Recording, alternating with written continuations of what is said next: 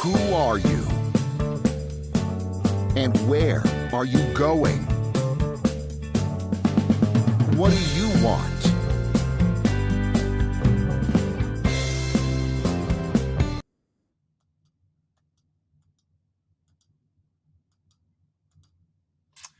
Hello and welcome to People Making Money. I'm your host, Kevin Bemmel, and we're here every Wednesday at 10 a.m. Pacific time to talk about, from a broad perspective, professional and business issues and wealth building.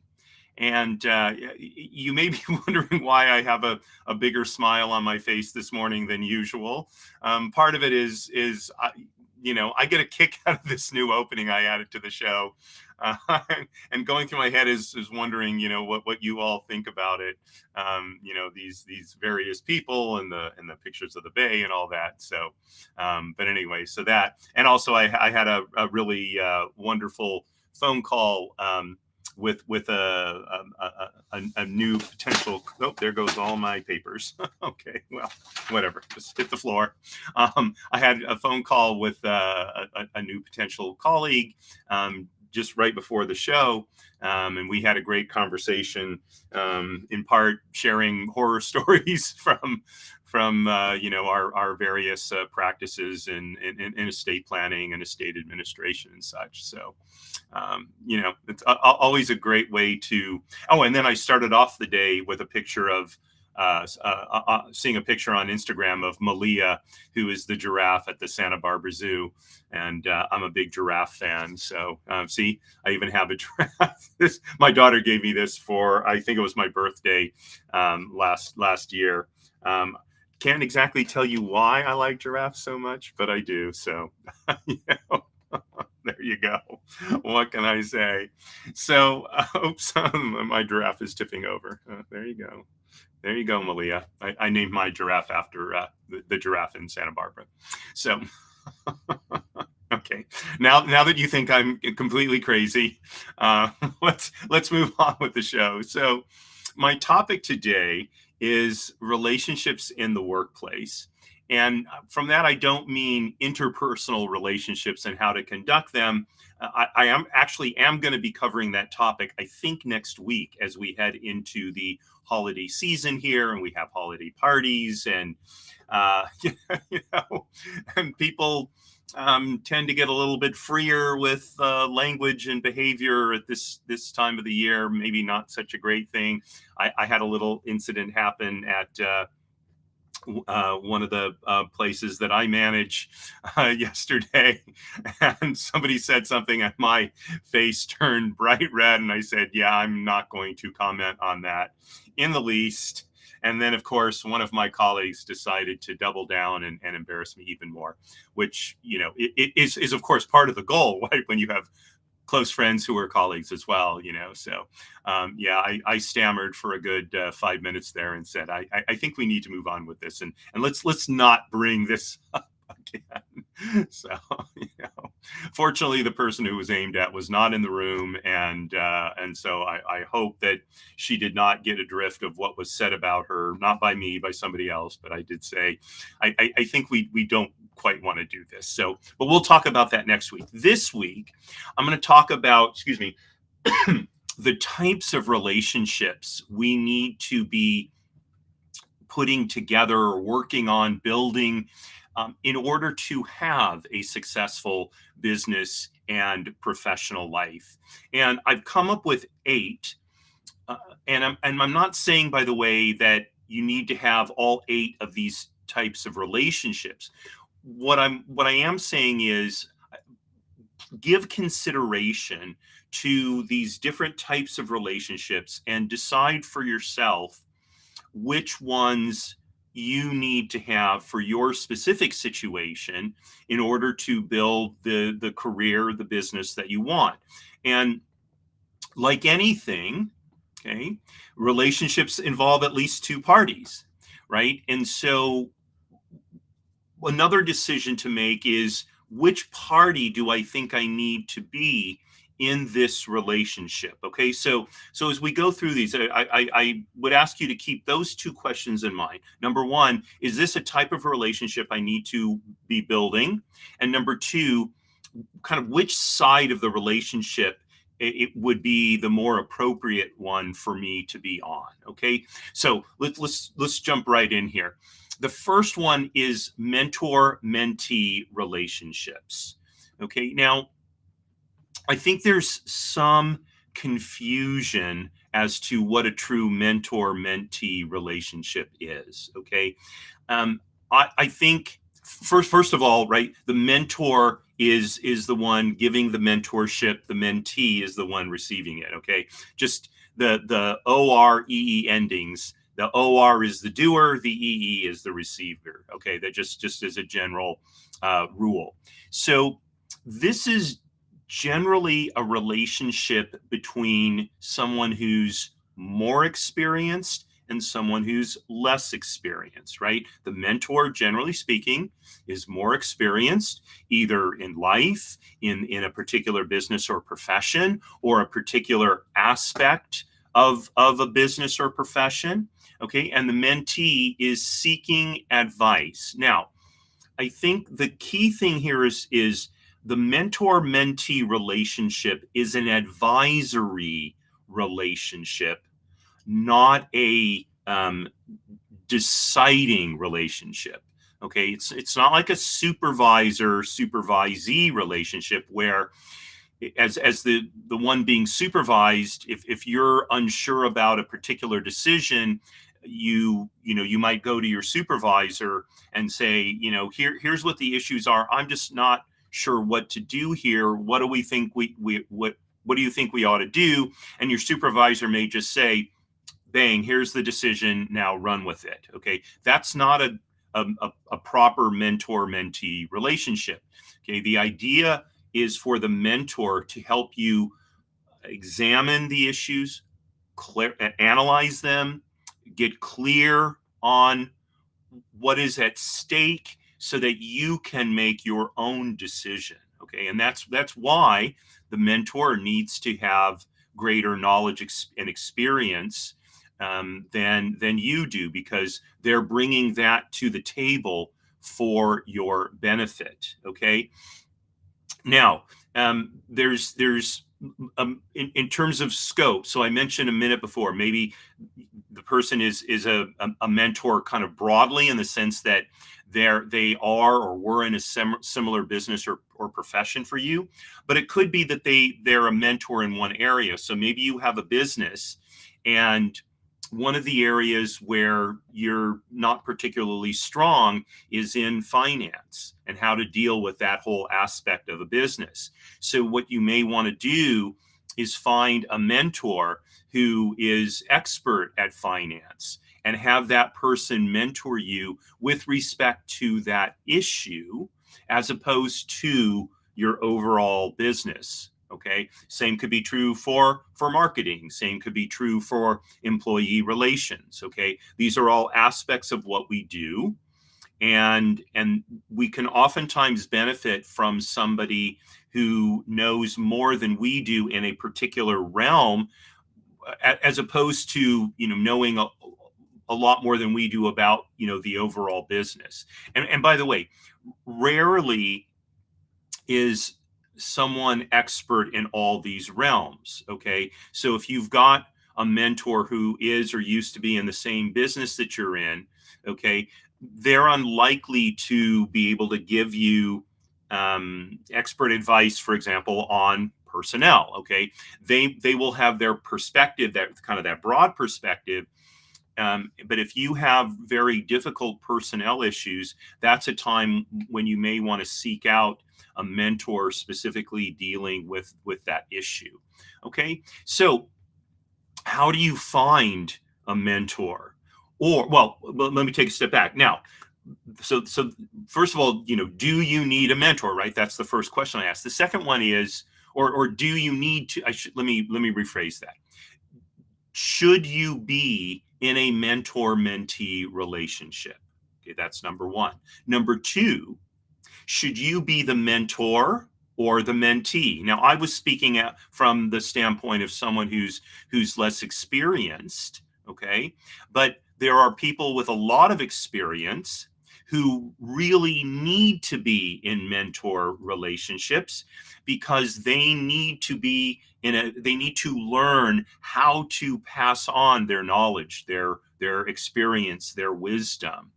And the best way to do that is to be in that relationship. So I know one of the things, as you know, I'm an older guy, right? One of the things that I do is I volunteer for an organization called Veterati.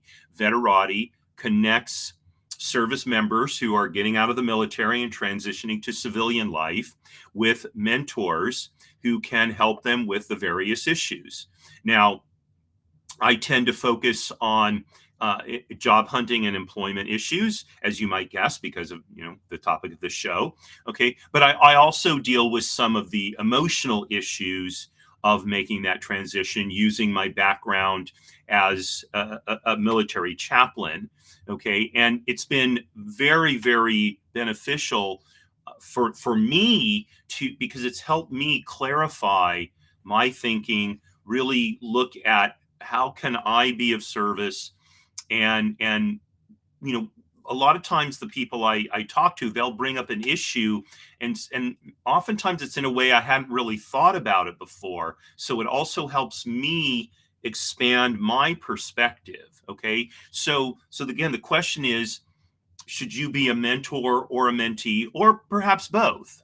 Right? You may be far enough along in your career that you can benefit someone who's not as far along as a mentor, while at the same time benefiting from someone who's even farther along than you are, and you would be the mentee. Okay, so I encourage you to think about all of those permutations, as you will, if you will.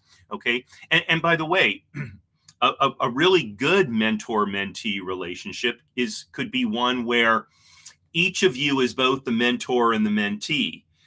Now, I know for me, in some ways, that is the ideal mentor-mentee relationship for me. So, for example, with my friend Michael, the data scientist, right? We are mentors and mentees for each other, which is how we built our friendship. We have a friendship too that's apart from that, but when Michael has questions about certain things, he comes to me, and when I have questions about certain things, I go to him, and we both respect our knowledge domains and find them very, very helpful. Okay, so I spend a lot of time on mentor-mentee because that's, I think, one of the foundational relationships for us to have, and I think in most cases, you're going to find that is a type of relationship you want to build.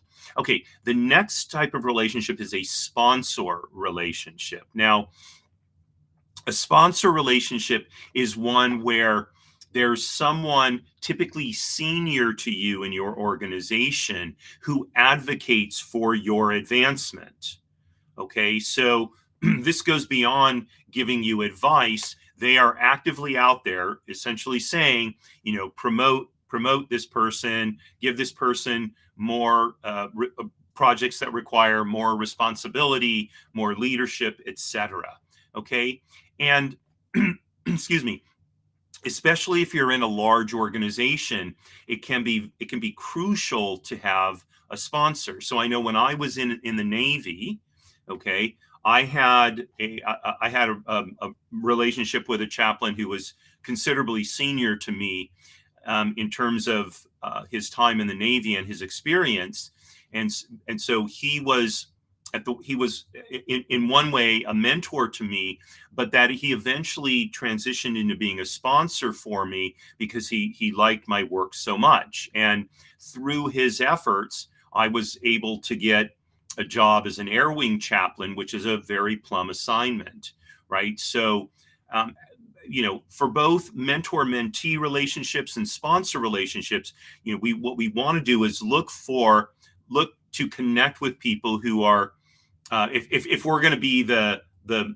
mentee or the sponsee, if you will, the person being sponsored, we want to look for people who are senior to us, have more knowledge, have more experience, and that we admire and respect, and then express that to the person, and talk to them about the possibility of them being a mentor for you. Now, in the case of a sponsor, I think really a sponsor is a sponsorship relationship, or a sponsor relationship that's going to build out of a mentor-mentee relationship.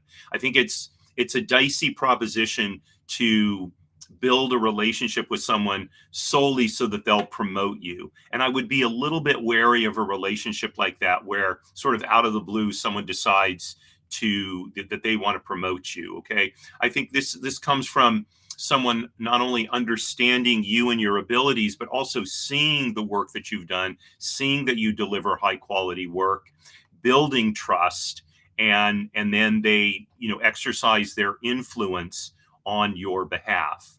Okay, so those two kind of work somewhat together.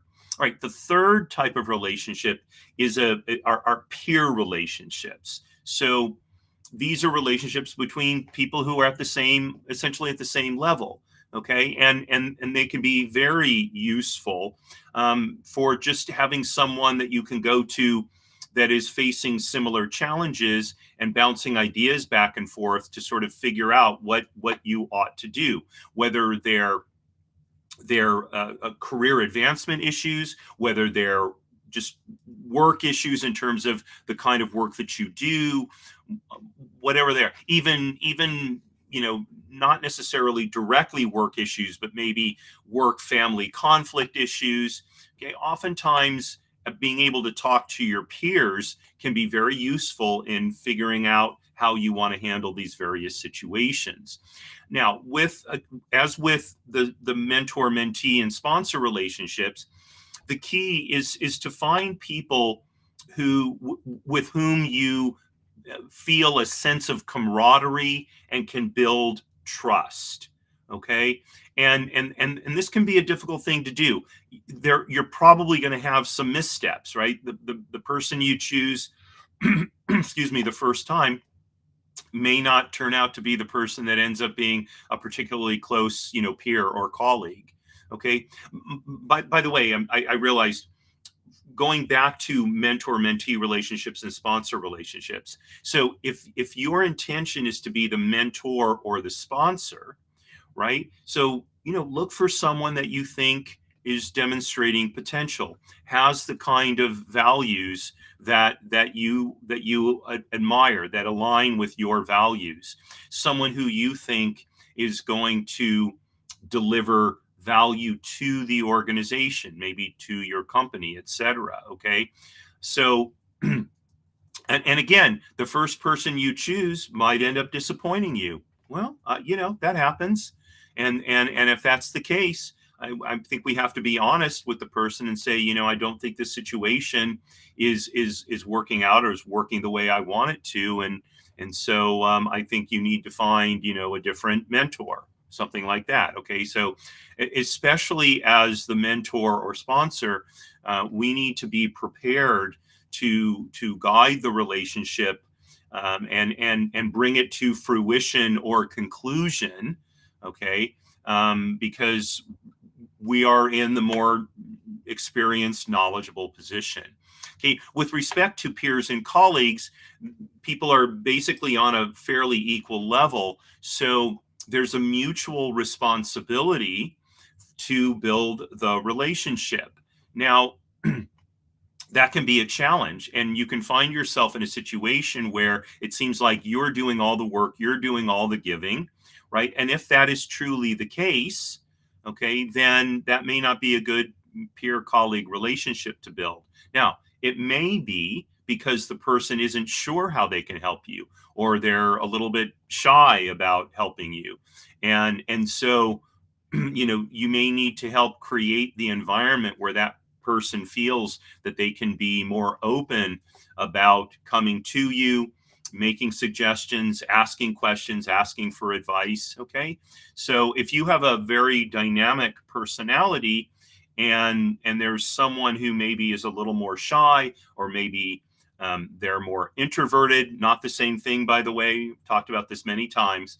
So that can be a very good peer relationship, because you can both benefit from kind of the I don't mean opposition in terms of conflict, but the sense of you learn how to deal with people who are introverted and or shy, and that person can learn how to deal with someone who's extroverted and outgoing. Again, not the same thing, but those dynamics can come into conflict sometimes, and so to have a colleague peer relationship with someone who's kind of your opposite in that regard can be very useful, and you'll have that resource in order to navigate those kind of cross type, cross personality type situations. Okay.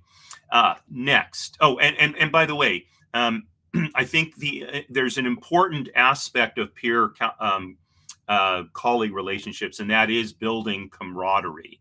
Okay, whereas the mentor-mentee and sponsor relationships, they're not necessarily camaraderie focused per se.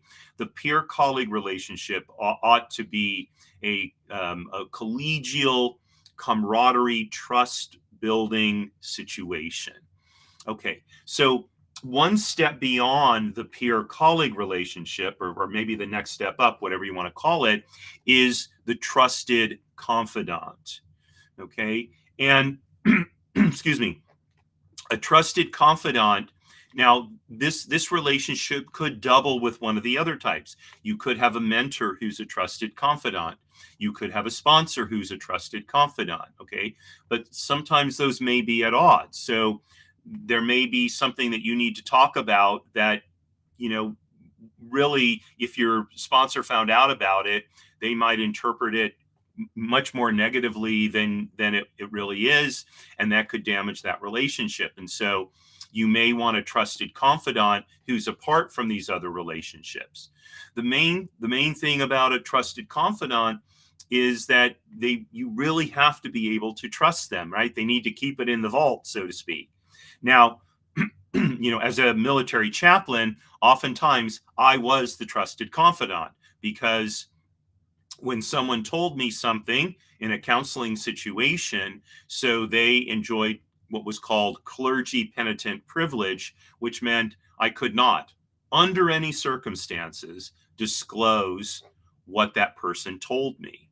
Okay. Now, within the workplace, if you happen to have a chaplain in your workplace, and some organizations do, that may be someone to build a trusted confidant relationship with, similar to the situation I just described in the military.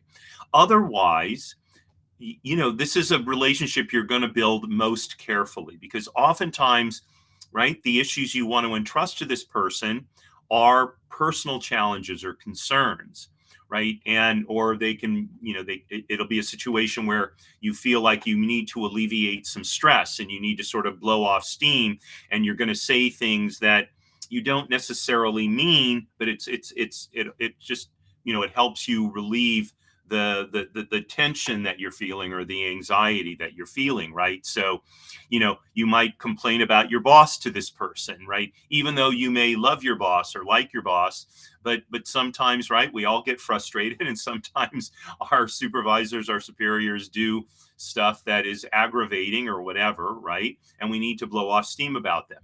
That's what one of the purposes of having a trusted confidant is they'll let you blow off steam, and they're not going to turn around and go to your boss and say, gosh, did you hear what Kevin, do you want to know what Kevin said about you yesterday? Oh my gosh, blah, blah, blah, blah, blah. Right. And now, of course, it looks like you've insulted them, where, you were just, like I said, blowing off steam.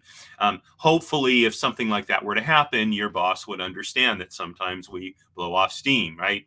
I think it's important in that case, for a supervisor to recognize just because it's been reported to us that somebody said something negative about us doesn't mean that that's how the person really feels, or that we should take offense at what it was reported to us that the person said. It could just be that they were anxious, they were overwrought, they were overtired, whatever. It had been a very strenuous week, and they said things thinking that they were said in confidence or with the understanding I'm just blowing off steam, and then it gets out. So we need to choose our trusted confidants carefully. Now, it may be that the trusted confidant we need needs to be outside of the workplace. Okay, it may not, especially if you have a small workplace. It just there may not be a trusted confidant there, and that you really can rely on, and so you need to look outside of your workplace for that person.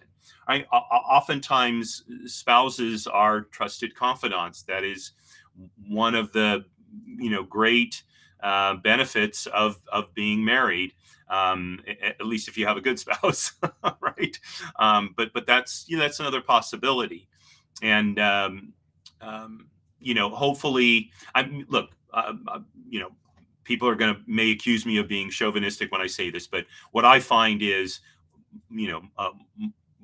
women are particularly good at listening without intervening or offering solutions. Men less so. We want to offer solutions, and we need to work on just listening and being that trusted confidant that our wives can come to and just sort of vent, and we listen and provide empathy.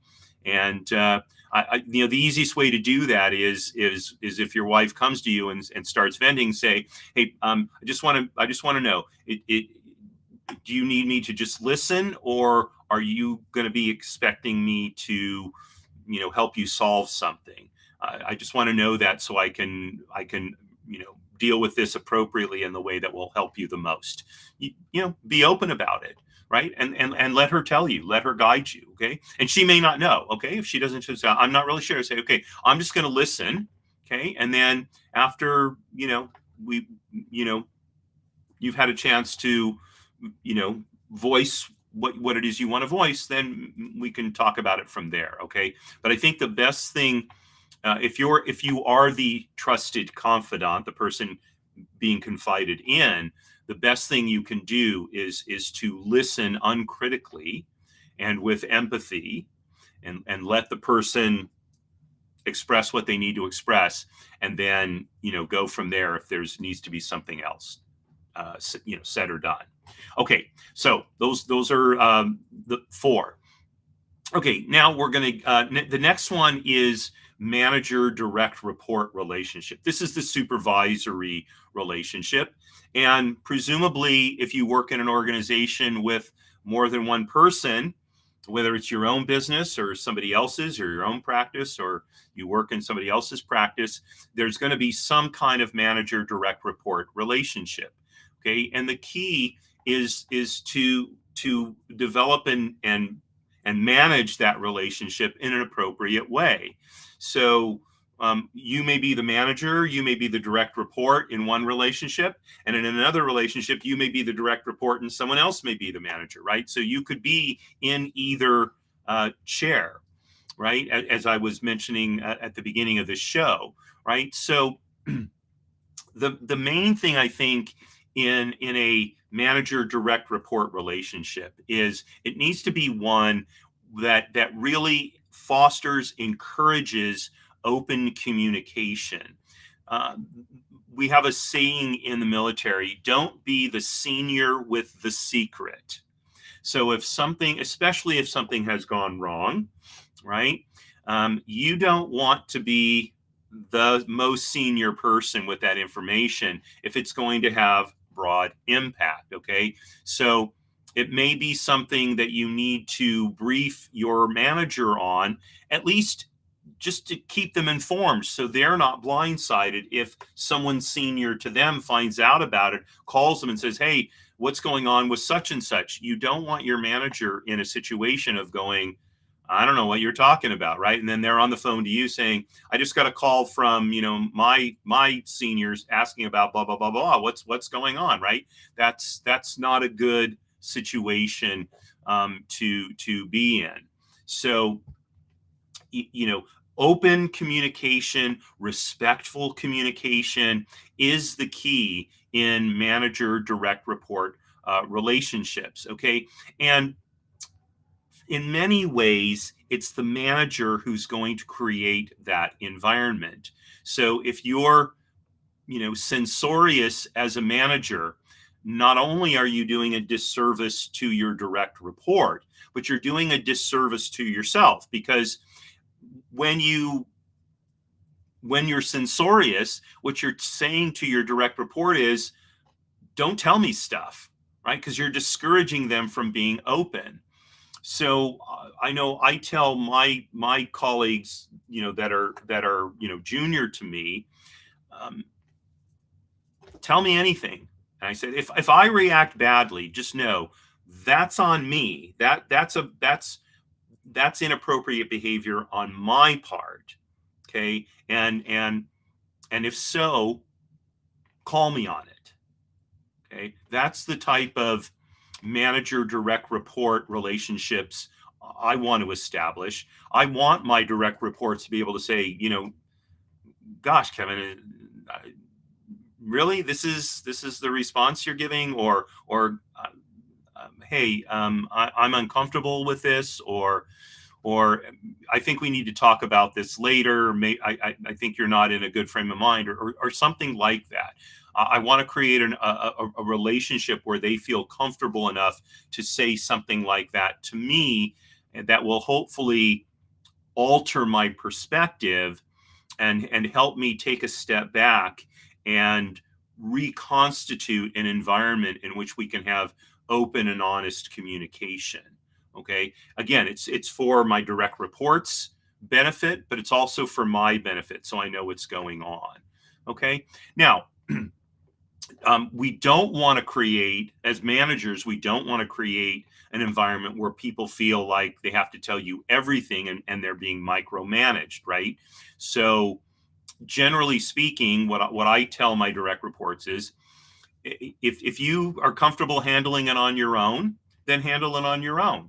And I'm going to back you up on it. Okay. And especially with respect to a client, and if, I disagree with what you've decided, we'll take that up separately, and we'll figure out what could you have done differently.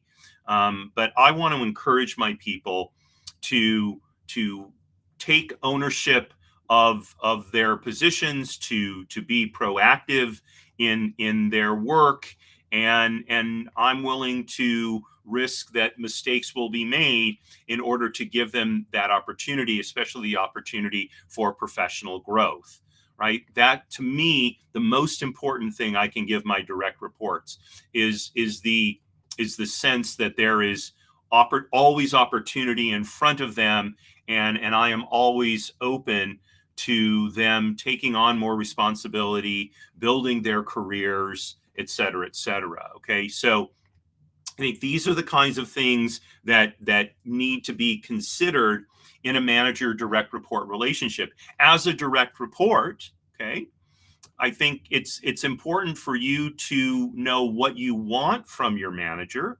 Okay, now you may be someone who really is uncomfortable making a lot of decisions. You don't want to make a lot of high level decisions. You're not looking for a big career advancement. You want a job, and you want to do your work well or whatever, but you're not looking to become the future president of the organization or whatever. By the way, that's perfectly legitimate. You may have other areas of your life that, at least for now, are more important. So then let your manager know that. There's nothing wrong with that. Okay. And if I had a situation once in the Navy where I was really pushing one of my direct reports to take some career advancement steps, and unbeknownst to me and my zeal to help him advance as I saw it, I was making him extremely uncomfortable, because he just wasn't ready to take on what I was trying to push on his plate. right? And finally, it got through, my thick skull. Hey, I'm trying to take over his life, and that's not a good thing. And it took him 2 or 3 times trying to explain that to me before it finally sunk in. And then I went and apologized to him and said, hey, you know what? I appreciate you helping me see where I was, making this mistake. So I think as managers, we need to be open to what our direct reports need from us. And as direct reports, we need to be open in telling our managers what we need, so that there can be an alignment there that will help build a mutual trust, and a harmonious relationship. Okay, next, cross-departmental relationships. So if you're in a big organization, okay, and maybe you're in the marketing department, right? Well, so your main concern is marketing, right? But marketing is influenced by a lot of other departments. So, for example, operations, in fact, impacts marketing. Finances impacts marketing. So, having relationships with people in other departments will allow you to understand more broadly how what you do can better impact the organization and better advance it toward its goals, better help it meet its missions, right? And so, generally speaking, these are probably going to be peer relationships where, again, let's say you're in marketing, you may have a relationship with someone at a similar level to where you're at in, let's say, finance, or in administration, or in production or operations, whatever it is. Okay, and by the way, you may build interdepartmental or cross-departmental relationships among all the various all the various departments, or most of them. Okay, that's probably a good thing, right? And they're important because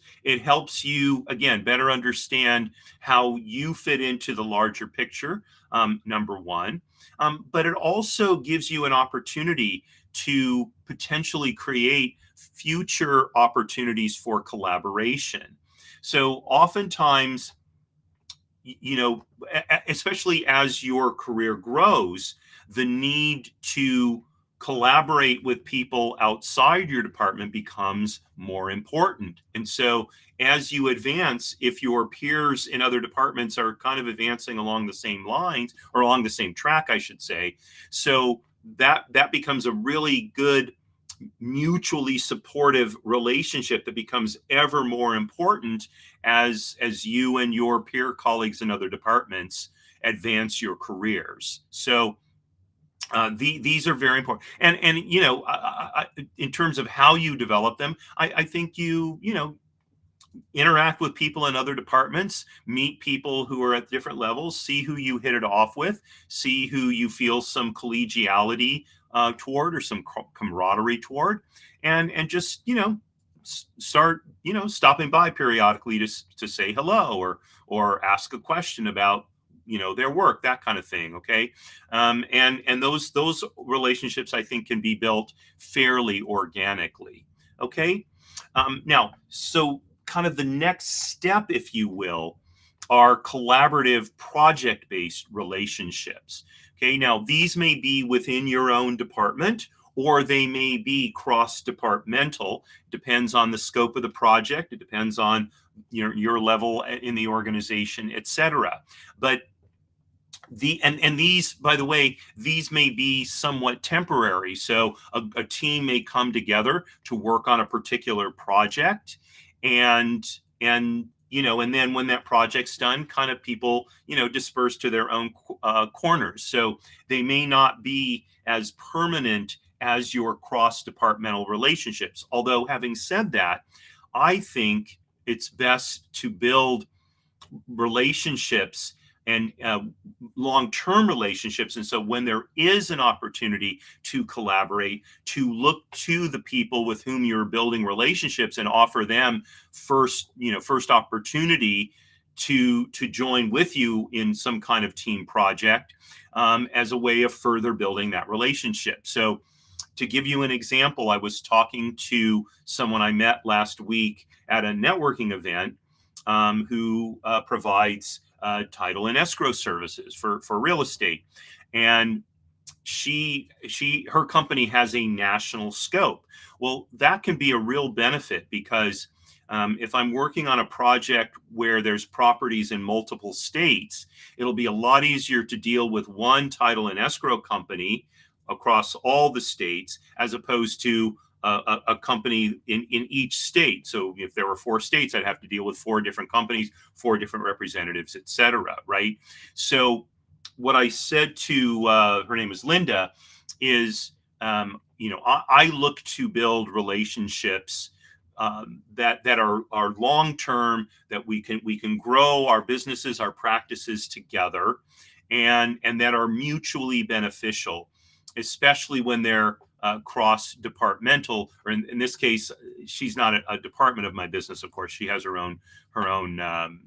She's an employee in another company, but in a way, she will become, that department, that outsource, if you will, of those services for me and my clients, right? And that's a pretty common way now for businesses to be built, right? Not every business has all of the skills and tasks and abilities under one umbrella. Many businesses like mine, we actually collaborate with other businesses and in a team. So I know for me, right, I'm an independent trustee, a professional fiduciary.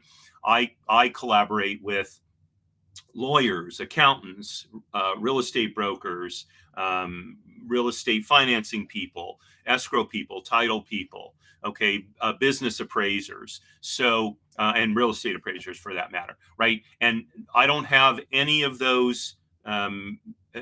expertise under the roof of my business, but I look to have those sort of cross-discipline, in this case, relationships, not cross-departmental, but it's the same idea. Create relationships with people who do things that are within your area of practice, but they do different activities than you do, and that can be very mutually self-reinforcing. I think that's redundant.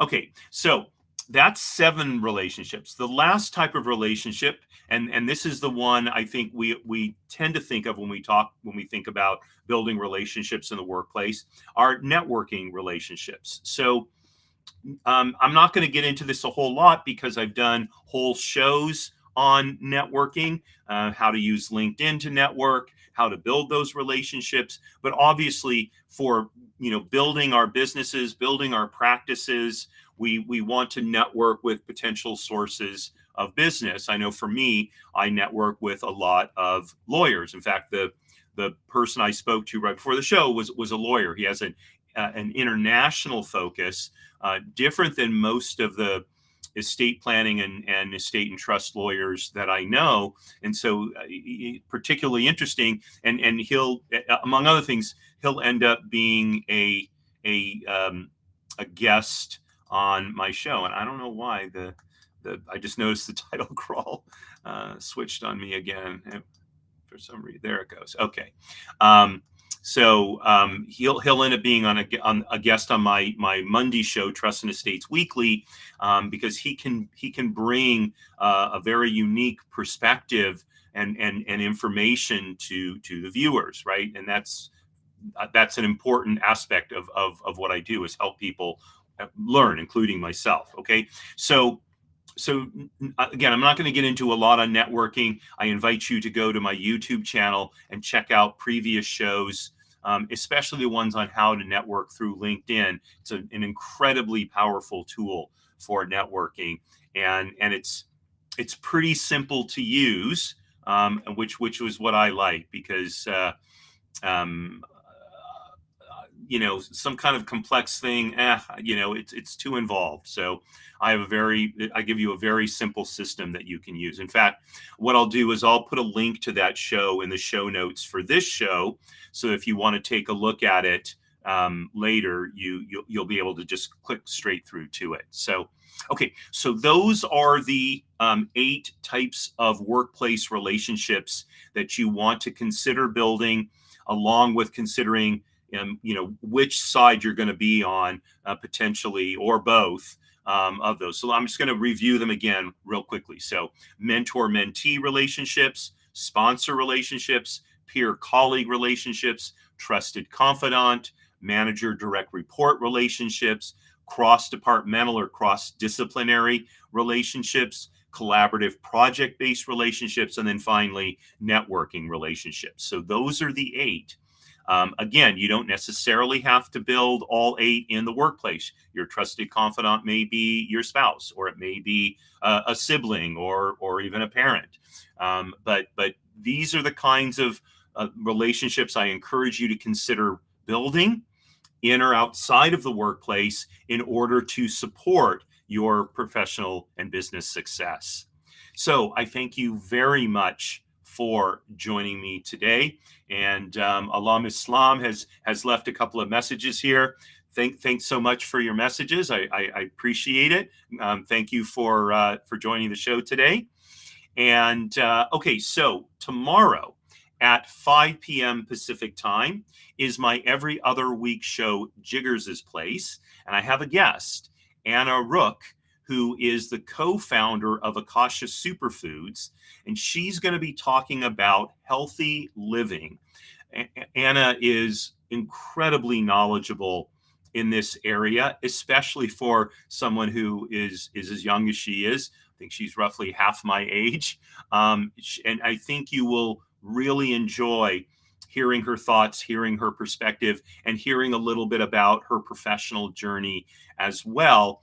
And she will give you some great ideas on how to live a healthier life, not just physically healthier, but emotionally and mentally and spiritually healthier as well. So please do tune in tomorrow, 5 p.m. Pacific time, for Jiggers' Place with my guest, Anna Rook.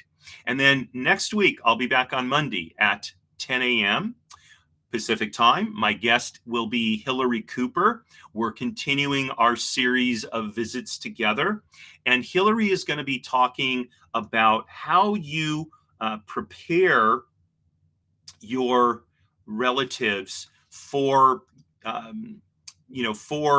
getting rid of all the stuff, right? One of the big challenges of administrating an estate is oftentimes there's a huge accumulation of personal property, and it can be very difficult for the heirs to deal with all of that. And so one possibility is to start getting rid of some of your stuff while you're still alive. Okay, but that can be somewhat difficult. If you're like me, I'm pretty attached to a lot of my stuff.